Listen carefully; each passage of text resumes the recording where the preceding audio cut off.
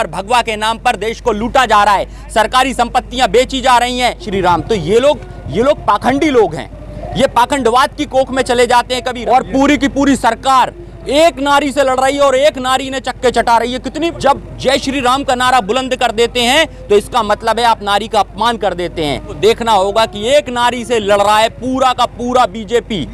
सब वंदे मातरम, भारत माता की जय। अब मुझे बताइए, वंदे मातरम और भारत माता की जय कहने से क्या पेट्रोल सस्ता मिल जाएगा? ऐसे ऐसे बैंकों को निजी कर रहे हैं, डर है कल आपका पैसा बैंकों में से गायब हो जाएगा, आप कुछ नहीं कर पाएंगे। कि भाजपा के अंदर एक सिस्टम है, अगर कोई गुलामी करेगा उसको ही अपने प्रतिनिधि मंडल में रखेंगे, उसको ही। उन नेताजी के देखो, नेताजी का एक नारा था जय हिंद।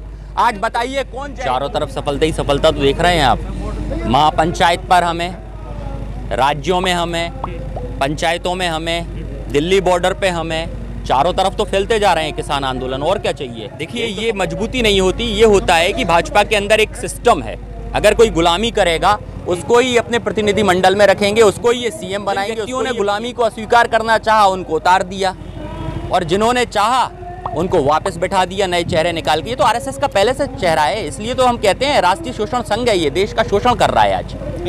मैं उन लोगों को ये कहूंगा जो लोग नारी सम्मान के नाम पे बड़ी बड़ी बातें करते हैं, बड़ी बड़ी बातें हाँकते हैं, आज उनको देखना होगा कि एक नारी से लड़ रहा है पूरा की पूरी सरकार। एक नारी से लड़ रही है और एक नारी ने चक्के चटा रही है। कितनी बड़ी बात है, एक नारी से। क्योंकि आप वहां जाकर जब जय श्री राम का नारा बुलंद कर देते हैं तो इसका मतलब है आप नारी का अपमान कर देते हैं। क्योंकि सीता को साथ रखकर जय सीताराम बोलना चाहिए, ना कि जय श्री राम। तो ये लोग पाखंडी लोग हैं, ये पाखंडवाद की कोख में चले जाते हैं। कभी राष्ट्रवाद, यार राष्ट्रवाद होता क्या है? जहां राष्ट्रीयकरण किया जाए। आज आप देखिए, बैंकें कल से स्ट्राइक पे आ रहे हैं निजीकरण के विरोध में। मतलब बैंकें भी दुखी हो गए हैं, मतलब धीरे धीरे देश दुखी होता जा रहा है। क्योंकि हमारे यहाँ सरदार वल्लभ भाई पटेल, नेहरू, ऐसे लोगों ने मिलकर 567 रियासतों का राष्ट्रीयकरण कर देश बनाया था, एक संविधान बनाया था बाबा भीमराव अंबेडकर ने, जहां पर अटल बिहारी वाजपेयी जैसे नेता भी प्रधानमंत्री बने, सबको समानता का अधिकार मिला था। आज उस समानता के अधिकार को ये डुबा रहे हैं। अगर उस नारी का इतिहास जानेंगे तो वो नारी जिस जगह से जिस स्थिति से उतरी है, मुझे लगता है वहां पर कोई और होता तो सुसाइड कर लेता। हर व्यक्ति जानता है ममता दीदी के साथ क्या हुआ था, और आज उन्होंने आज का उदाहरण पेश किया है कि कोई व्यक्ति इतना परेशान होने के बाद भी मुख्यमंत्री बनकर आज चप्पलों में चलती हैं, सादा धोती पहनती हैं। अगर स्वदेशी देखना है किसी को तो ममता दीदी के रूप में आप स्वदेशी के रूप में दे सकते हैं। बाकी गाल बजाने वाले बहुत लोग हैं स्वदेशी के नाम पे जो चल रहे हैं। का दृश्य ये दिखाता है कि भगवा आपको तीसरी बार छलने आ चुका है इस देश में। एक बार भगवा ने छला था राम के राज्य में, जहां रावण ने भगवा धारण कर सीता को हरा था। दूसरी बार भगवा ने छला था जब कृष्ण ने भगवा धारण कर कर्ण से कवच कुंडल मांग लिए थे। और तीसरी बार भगवा छल रहा है मोदी के राज में, जहां पर भगवा के नाम पर देश को लूटा जा रहा है, सरकारी संपत्तियां बेची जा रही हैं, जहां पर युवाओं से उनसे मुंह का निवाला, रोजगार, रोटी और सब छीनी जा रही है। आज किसानों को बंधुआ मजदूर बनाने की ओर ये देश चल गया है। तो बंगाल के अंदर जो जंजाल है ना, वो कंगाल बनाने की ओर है बंगाल को, और बंगाल के सेक्युलरिज्म को खतरा है वहां पर। ऐसे पाखंडियों के लोगों को, जो व्यक्ति एक नारी को हराने के लिए लगे हैं, वो नारी का आप सम्मान नहीं कर सकते। मुझे तो यूपी के जो बाबा योगी है ना, वो मानसिक रोगी है, इतना बड़ा मानसिक रोगी है कि जो वहां पर जाकर नारा दे रहा है बेटी बचाओ, जिसको पता होना चाहिए उसके शासनकाल में ही बेटी बचती नहीं है, आधी रात को बेटी जला दी जाती है, रेप हो जाता है।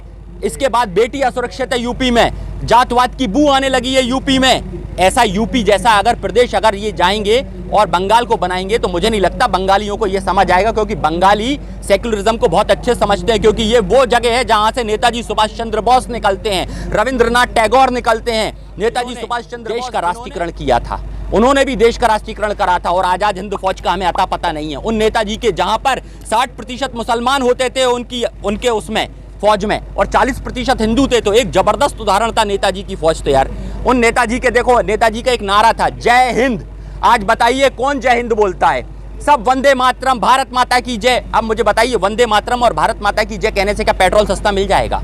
क्या 100 रुपए क्या खाने वाला तेल सस्ता मिल जाएगा? क्या घर में मैं जो किराया देता हूं किराएदार का किराया पड़ जाएगा? फिर कैसे चलेगा ये देश? अर्थव्यवस्था से मैं एक सलाह देना चाहता हूं, अगर मोदी सरकार को झुकाना है तो मैं सबको ये सलाह दूंगा देश के अंदर, अगर मेरी आवाज जन जन तक पहुंच जाए, अगर आपको सरकार को घुटनों पे लाना है तो पता है आपका ही बैंकों में पैसा रखा है, जिस पर कॉर्पोरेट जगत अय्यासियां कर रहा है, अपने लोन माफ करवा रहा है, आपका पैसा डुबा रहा है। और जैसे जैसे बैंकों को निजी कर रहे हैं, डर है कल आपका पैसा बैंकों में से गायब हो जाएगा, आप कुछ नहीं कर पाएंगे। मैं कहता हूं अपना बैंकों में से पैसा निकालकर कुछ दिन के लिए घर में रख लीजिए, एफडीआं तोड़वाकर घर में रख लीजिए। आप देखेंगे जैसी अर्थव्यवस्था और डाउन जाएगी, शेयर डाउन जाएंगे, सरकार सर के बल नाचती हुई आपके घरों तक आ जाएगी और ये कहेगी जो कहेंगे हम वो करेंगे।